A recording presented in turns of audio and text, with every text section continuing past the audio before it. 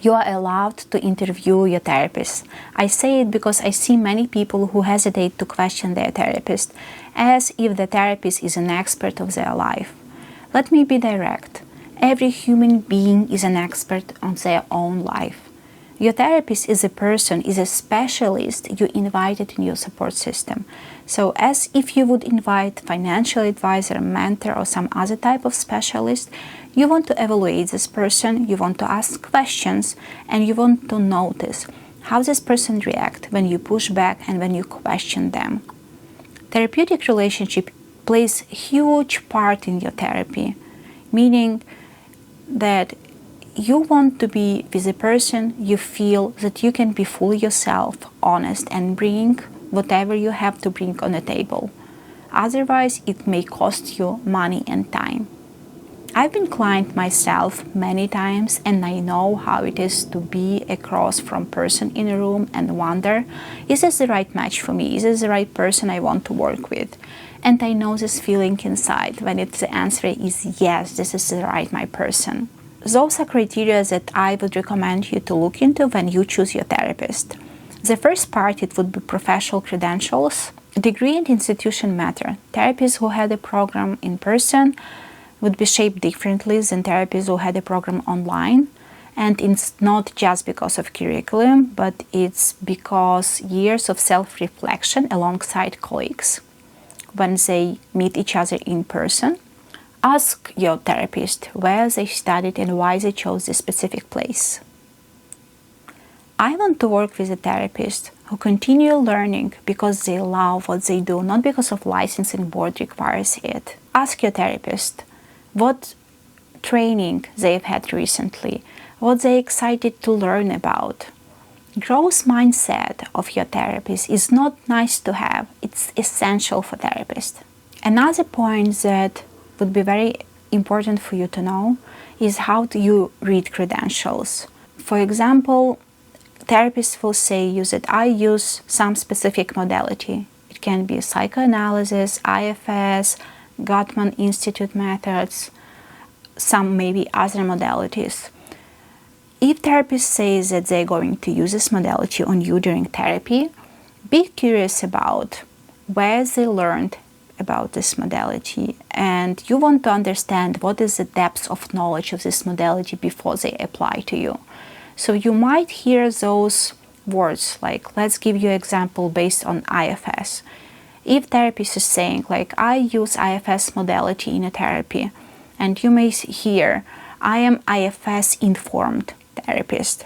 Informed part gives you information that this person probably read some books or maybe saw some videos. It wouldn't be enough just to read some book before you apply actually modality on a person. Another version what you can hear, it is IFS trained. This will mean for you that person had a structured training from originating institute, and you want to specify more information when person says I am trained in something, because there are many training out there, different platforms, and some of them they are not provided by institute who originated this modality. So you want to make sure that if, for example of IFS, if person say I am IFS trained, this training was provided by IFS Institute and it was structured training. Another version that you can hear when person says I am certified. So what it means? It means that person actually completed structured training, went through clinical supervision about this specific modality, and this person was evaluated by institute.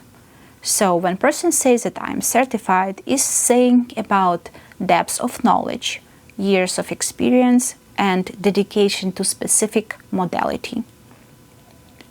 If I would say there is version informed, trained, and certified, the minimum that I would personally accept, it would be trained. Because person can know how to apply modality based on structured training from specific institute. At the same time, maybe person decided to not go for certification. Many people search for therapists with many years of experience, believing that Years of experience is a sign of quality of therapy. It is worth considering a little bit different. Years of experience matter a lot. It gives perspective for the therapist. At the same time, those years, they matter alongside everything else on the list. Therapists can have many years of practice. At the same time, person can be not up to date with latest research, person can feel burnt out, person can lose passion. What you are looking for, it's not how long person is practicing, but what keeps person to practice. Years of experience matters a lot when it goes alongside with passion and curiosity. Before that, we were talking just about professional credentials. This part will tell you not just what person knows, but how person show up for you in a therapy room. Therapists who seeks for supervision, even after years of experience, if a therapist who shows you that I know that I need to have somebody else to help me to see my blind spots. It's difficult to see your own blind spots and biases if you don't interact with other colleagues professionally. So ask your therapist, do you have a supervision? Do you have a consultation group? The next indicator that I will talk about, it's probably my favorite one, and this is invitation for you to observe and notice how your therapists react when you challenge them, when you ask questions that might feel uncomfortable. And notice, how do you feel within you? Do you feel like something within you relax? Do you feel like something within you tighten? Do you feel seen, or do you feel managed in a room? Do you see that therapists try to convince you that they're right, or they try to understand you deeper, what do you mean, and show curiosity to your question? If therapists express defensiveness when you ask hard questions, when you bring on the table difficult questions, it says you a lot about that there is some material that was unresolved in a therapist. If therapists occasionally react, but after that comes back to you with honest reflection, it's sign of humanity. It's signs of human being. Everybody can be triggered in conversation. What you are watching for is of a therapist who can stay in relationship in difficult moments and be for you, because that is what eventually will be asked from you, to stay in relationship and be honest about what is going on within you and reflect on it. Another point that I want to bring right now for you is that professional development is different from personal development. Ask your therapist if they have their own therapist or coach, what personal development practices they use. I think that truly extraordinary therapists, they continue working on themselves consistently. After years of experience, they still do their work. And you feel it when you sit across this person in a room. There is something different. I also like to ask, and this is absolutely optional, but I always ask when I start relationship with any type of professionalist, I like to ask, what brought you to this profession? And I'm searching in an answer, sense of passion, sense of that they would do it, this work, they will find a way to do this work, even if nobody would pay them. And if therapist is heart-led, you will feel it in a room. And that feeling is a sense that brings true difference in a room and healing. Heart-led approach. After conversation with your therapist, or maybe during the conversation if you can do it, just notice what is going on within your body.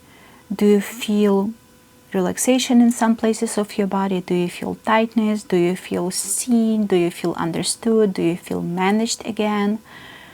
Your nervous system makes this assessment all the time and makes evaluation of tone, quality of presence of your therapist in a room with you, and all those details that our mind is still working on. So all this information is gathered by your nervous system, and you want to trust it. You want to lean into it and listen what it has you to say. Your inner world knows what's good for it. Therapeutic relationship doesn't make you depend on it. It helps you to be more yourself. One more idea that I want to bring right now to balance logical and not logical parts of evaluation is give your therapist a chance to show up for you. We all bring fears, sense of uncertainty in relationship, and sometimes tone or maybe style of communication or maybe color of t-shirt, something may feel for you like, oh, this is not for me, and I feel triggered in this relationship, so maybe I need just to quit.